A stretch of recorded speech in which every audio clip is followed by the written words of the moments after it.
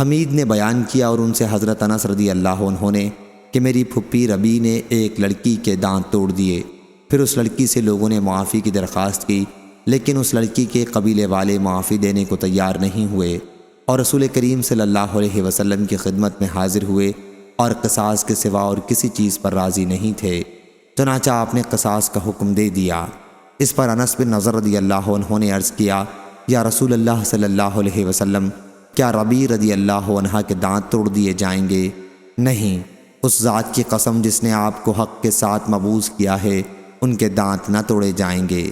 اس پر حضور صلی اللہ علیہ وسلم نے فرمایا، انس، کتاب اللہ کا حکم قصاص کا ہی ہے۔ پھر لڑکی والے راضی ہو گئے اور انہوں نے معاف کر دیا۔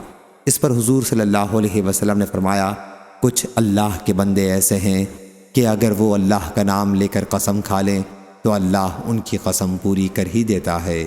صحیح بخاری حدیث نمبر 4500۔